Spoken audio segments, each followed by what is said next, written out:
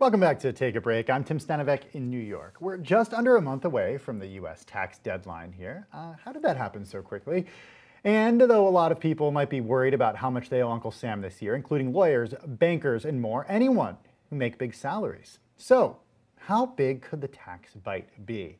Quick Take's go-to person for personal finance is Bloomberg's Charlie Wells. He dove into the numbers and is here to tell us what he found. Charlie, thanks so much for joining us. Tell us about the taxes. Why are high earners thinking about them so much recently? Yes, that is a really great question, Tim. And basically, people who make a lot of money, and for the purposes of our research, we looked at people who make £250,000, I'm based in London, and above. They're looking around the world and they're seeing governments spend trillions of dollars to revive economies, due to the COVID pandemic. And they're starting to worry that they may have to contribute significant amounts of taxes to help pay for that.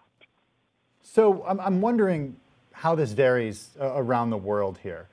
I think people who live in the United States are really just concerned with their own taxes, not necessarily taxes in other parts of the world. But how does it vary when it comes to the countries that you looked at for high earners?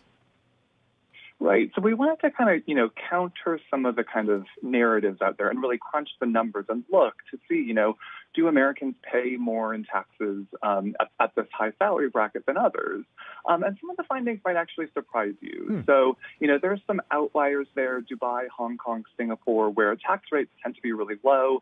If you make £1 million in Dubai, you keep £1 million. The government doesn't take that money. In the U.S., of course, it varies by state. In Florida, you end up keeping a lot more of your salary than you would in New York. But interestingly, here in the UK, this is pretty surprising. High earners actually take home less than in Germany or Spain. And that is sort of counter to some of the assumptions that often get made here. Yeah, that's really counter to the narrative. Just speaking as an American, it's counter to the narrative that you hear about so-called high tax places. But take-home pay doesn't tell the whole story, right? No, that's a really good point. And so, the figures just look at the amount that you make from your salary. And our research didn't look at kind of what you get for the taxes that you pay. So, comparing, for instance, the UK to the US, in the US states we looked at, people pay less in taxes, but here in the UK, they may pay more, but they also have the NHS, the National Health Service. There's also kind of education benefits that come comparatively to the US. Yeah, it's a lot. As you've spoken to us about before, Charlie, the education systems around the world vary greatly from country to country. And I think a lot of Americans would be surprised with access to education found in many other countries. Charlie, I'm wondering, though, if this actually matters when it comes into account where people think about where they're living. There's this narrative emerging, at least here in New York City. And look, it's happening, we see, with some people on Wall Street moving to Florida because taxes are lower. Is this a reason that people actually relocate? That's interesting. I think that's, top of mind for a lot of people. One tax advisor who advises wealthy and highly paid individuals here said, not really, that people tend to factor in things like schools, culture. Looking at the list that we kind of compiled, France kind of comes near the bottom. But, of course, there are the Francophiles out there who will say, even if you do take nearly half my salary, I want to live near the Eiffel Tower.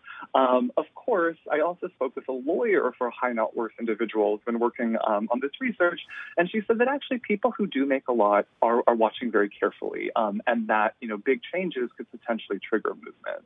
Like a big change, like a wealth tax, for example? Something like a wealth tax, those have been mooted even, by Elizabeth Warren in the U.S. There's a lot of talk over here in Europe as well.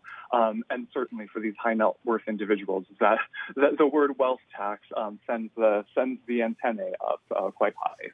It's so interesting that you say this, and this is what you found in your reporting. Nobel laureate Paul Krugman told Carol Nasser and me on Bloomberg Radio just a few weeks ago, basically, there are more important things in life than your tax bracket in response to a question about how people are thinking. Wealthy people are thinking about where they live. So look, the proof is in the pudding. We'll have to wait and see migratory patterns here in the United States if more people do end up in Florida from New York, but at least temporarily, that's what we saw during the pandemic. Bloomberg personal finance reporter Charlie Wells. Charlie, thank you so much for your time. It's always good to chat with you.